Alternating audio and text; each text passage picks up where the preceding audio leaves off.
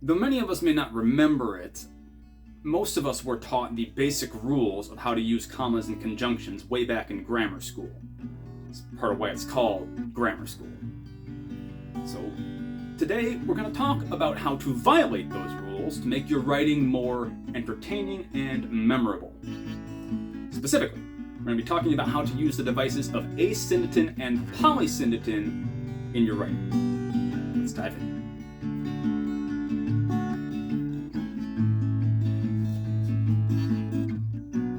Read this sentence and see if you can figure out the rule of grammar it violates. And that government of the people, by the people, for the people, shall not perish from the earth. By the great Fred Smith. No, Abraham Lincoln, obviously. Now try this one. Oh, sorry I'm late. There was trouble at the lab with the running and the exploding and the crying when the monkey stole the glasses off of my head. That's The Simpsons. I believe it's Professor Frink. It's a very bad impression of him, but I would play you the actual thing, but then Disney might come after me. So it'll be. If you paid attention to those quotes, you'd have noticed that Lincoln's speech was missing an and, while Frink's explanation had one too many ands. In brief, both quotes break the comma conjunction rule, or comma conjunction guideline. This normal use of conjunctions is called syndeton. Now remember, conjunctions are words that tie parts of a sentence together. The most common coordinating conjunctions are the fanboys, F-A-N-B-O-Y-S. That's for, and, nor, but, or, yet, so. I don't remember that one. Syndeton places commas, or occasionally semicolons, in between items in a list with an added conjunction before the last item. So it's A, comma, B, comma, and C. Or A, comma, B, comma, C, comma, D, comma, E, comma, and F. However long the list is, there's always that conjunction at the very end, tying that last thing together and giving an indication that we're at the end of the list. It doesn't have to be and either. It can be A, comma, B, comma, or C, or neither A, comma, B, comma, nor C. The Wizard of Oz. You are talking to a man who has laughed in the face of death, sneered at doom, and chuckled at catastrophe. In short, syndeton is everywhere. It's standard English. Open any novel and you're likely to see one or more examples of it on the first page. So, what happens when we break the rules of syndeton? One way to do this is to remove the expected conjunction. Make it A, comma, B, comma, C. No and. An empty stream, a great silence, an impenetrable forest. The air was thick, warm, heavy, sluggish. That's from Joseph Conrad's Heart of Darkness. You guys might have read that way back in English class. You might have seen the movie based off of it called Apocalypse Now. Pretty good quote, pretty good writer. That we shall pay any price, bear any burden, meet any hardship, support any friend, oppose any foe to assure the survival and success of liberty. I didn't even try to do that with a Boston accent, but that is John F. Kennedy. And again, notice the complete lack of conjunctions in either of those quotes. So those quotes are examples of asyndeton. The A prefix in this case indicates lack, as in amoral, or lacking morality, or apathy, which is lacking emotion, or asexual, which is lacking sexual desire. Here, it's referring to a lack of conjunctions. Instead of the air was thick, warm, heavy, and sluggish, Conrad removes the and. So why? Why use asyndeton? Well, for one, it speeds up the rhythm of a phrase. It makes it sound more urgent or important. And it can create an effect. It can build tension. It can show excitement. It can emphasize particular words or ideas. Or it can even give equal weight to each element in the list, as opposed to connecting the thing with the and. Usually when you have the and there, then sometimes that might be the ending punchline. The most important item in the list might be the last item of the list, or it might be a throwaway, the least important item in the list. But when you don't have the and there, there's no way to make that distinction necessarily. All the items in the list might have equal weight. So depending on what you want to communicate, a syndeton can be a very useful tool.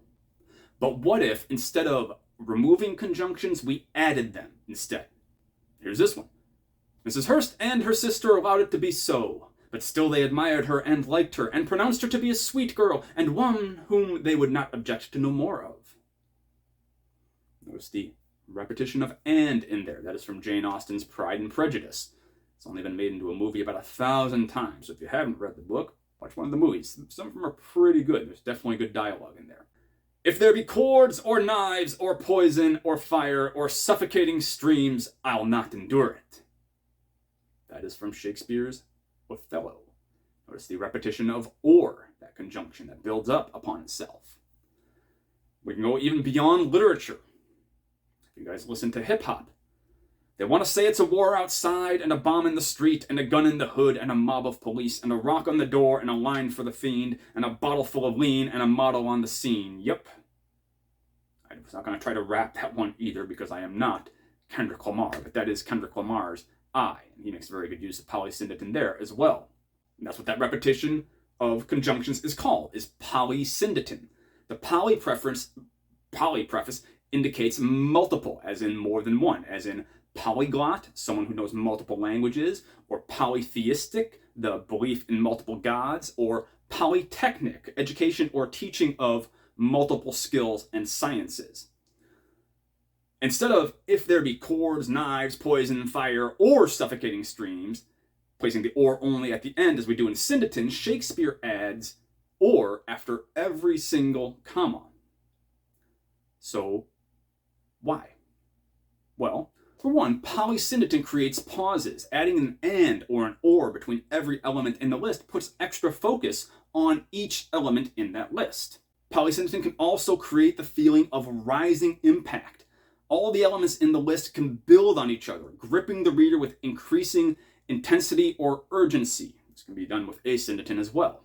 Or it can capture the reader's attention by violating established speech patterns in narration or dialogue. If a character normally speaks a certain way, and then suddenly they blurt out something using asyndeton or polysyndeton, it captures the reader's attention, the same way it can happen in narration.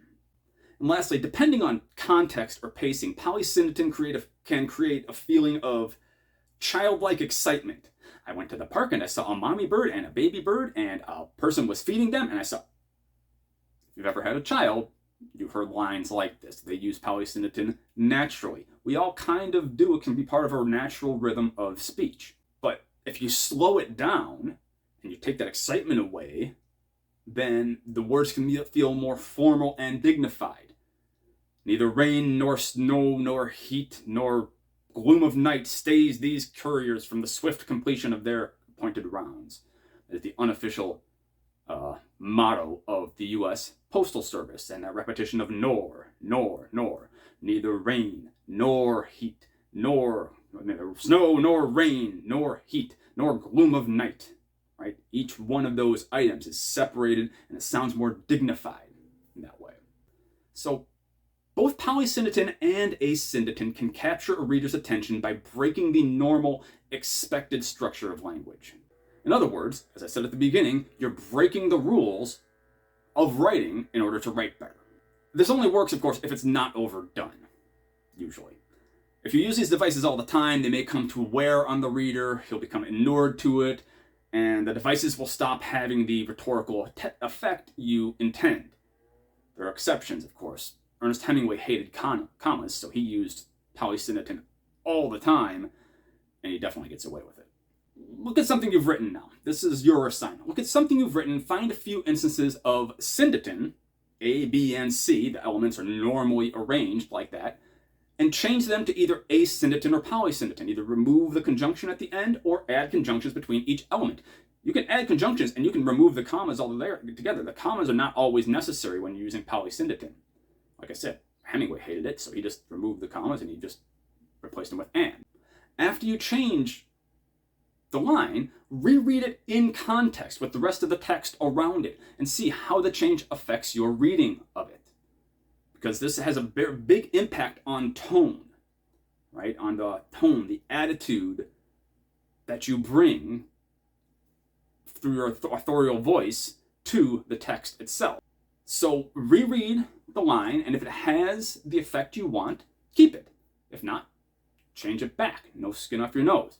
But know that now, from now on, you have these tools at your disposal. You can liven up your writing and engage your readers. Abusing conjunctions is just one way to help you do that.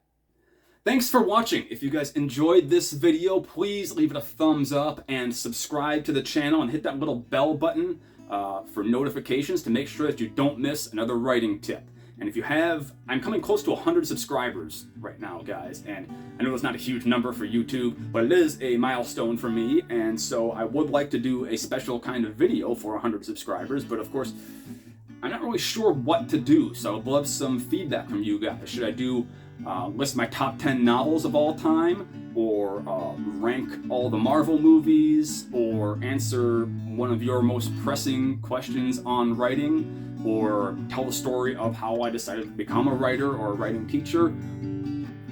Whatever you want from me, please let me know in the comments down below, and I would love to deliver a fun, celebratory 100 subscriber video for you, and then down the line, hopefully a 1,000 subscriber video, and then a 10,000, and so on and so forth, but we'll see. I'm not great at this YouTube thing. I'm learning. My specialty is in writing, which is not exactly tech, so I'm doing what I can to deliver to you guys the best material I can. I hope it's helping you out. Again, please like the video and subscribe to the channel if you've made it this far, and thanks for watching. Again, good luck and good writing.